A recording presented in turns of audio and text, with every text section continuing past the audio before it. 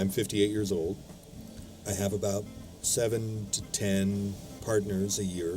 You asked if I had thought of using any kind of protection, and I have not.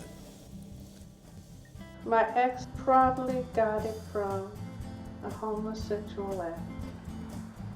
One time a condom came off. He assured me that everything would be fine, that he'd been tested, he was negative.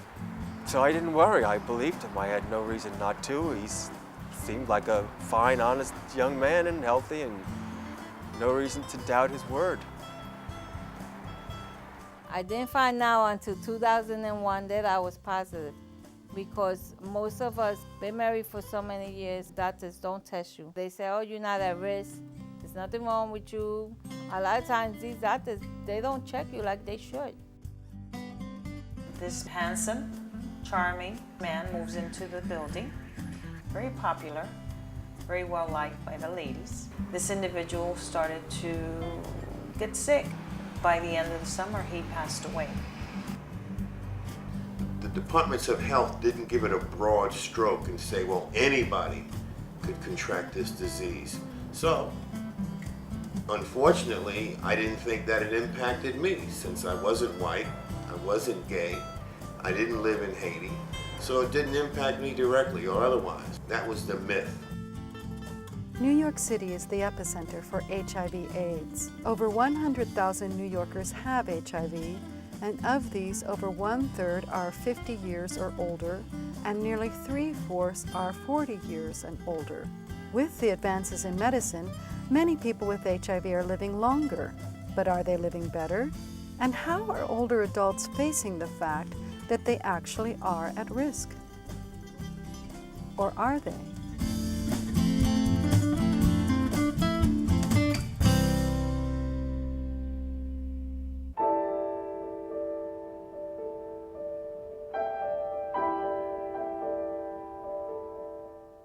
Six years before I came into the city council, I started doing work with a nonprofit that served as the sponsor for the senior housing that Mom spoke about earlier. And this man moves into the building, handsome, charming, very well liked, very popular, very well liked by the ladies. He was very helpful. In the summer of 2006, right after we held the hearing, the joint hearing in the council on growing older with HIV and AIDS, this individual started to get sick and started to display behaviors that mirrored that of dementia. It happened very quickly. He went from being okay to being very sick. By the end of the summer, he passed away. The experience that we had in this case is not unique. We know that seniors are having sex, and I think when you look at the number of lives that this man touched, I suspect and know that none of these women ever in their wildest dreams thought they would have to confront a situation where they're engaging in sex and maybe contracted the HIV virus because of their sexual activity at their age.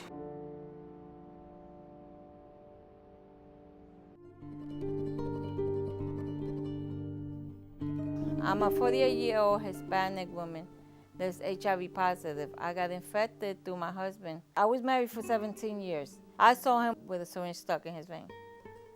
That's when I found out he was using. I knew one or two other persons he had used with was infected, so I wouldn't let him touch me. So I thought I was safe. He died in 1996. He found out when he was on his deathbed that he was HIV positive. 5 years later, I found out that I was HIV positive.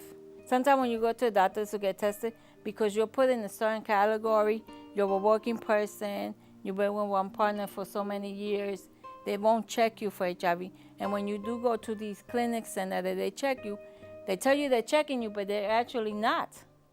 So I might have been positive all that time, and the doctor kept telling me, you're fine. I will go every 6 months. He says, you're fine. There's nothing wrong with you. One March, I got really, really sick. And when I went to the hospital,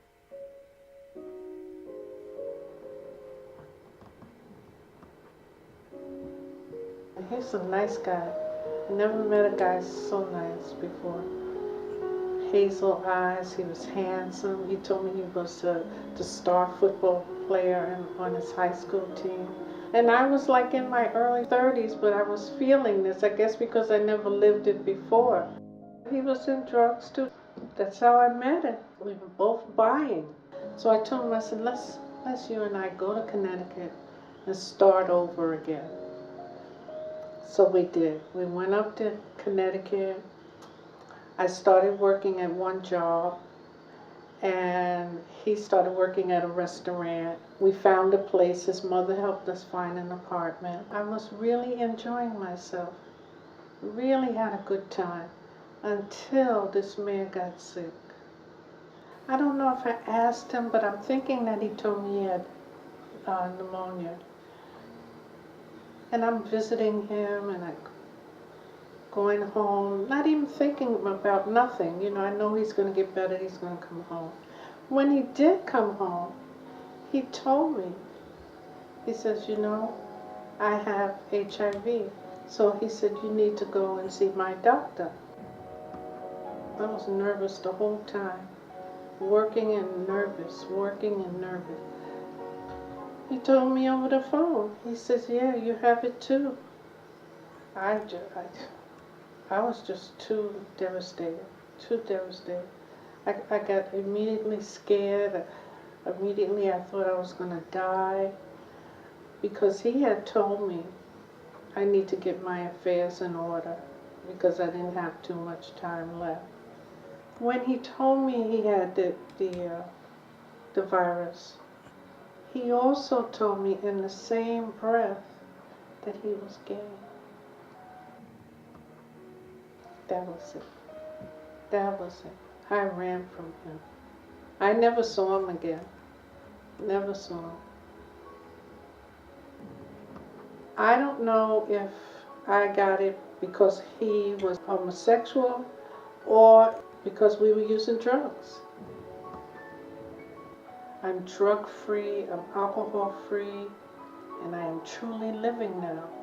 There are things that I want to soar, play in, do, but this neuropathy, it seems to stop me somewhat. I look forward to 20 more years. I really do. And I look forward to the aging process, which I used to be extremely afraid of. Getting old meant death, and I was afraid of death. Getting older, I realized all of these things is what nature brings. People die. And there's a sort of beauty and a sweet ending to that.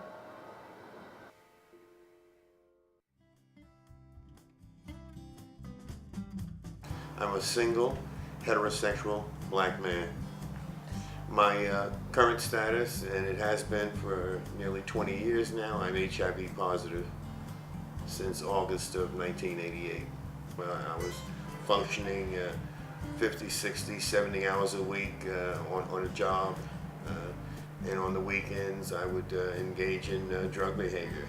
And I probably was walking around with the virus prior to that and didn't know it, as many people are today. And that's why there's a need for educating not just the seniors, but also the family in general, because we want zero infection rate. But more importantly, living with the virus today is something that anyone can do. Many people have a misconception where they feel that in aging, the impact of being diagnosed with the virus is now a death sentence. But I say no, and I would suspect that many clinicians and service providers would say the same thing.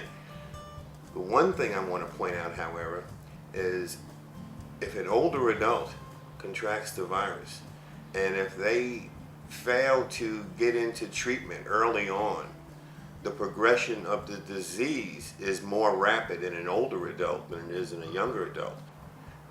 Don't have fear. Although there is still stigma and discrimination, that can be combated if we talk about it more. talk about it as openly as possible, have dialogue, not just with your age group, but with cross generations. People are going to have to begin to realize that we need to work more closely together if we're going to combat this disease. And take, for instance,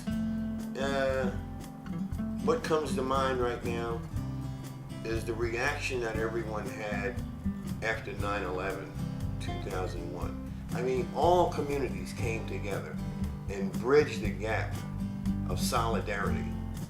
So why does it take such a devastating experience for everyone to understand that we need to do that more? Because we came together then in hard times. We need to come together now.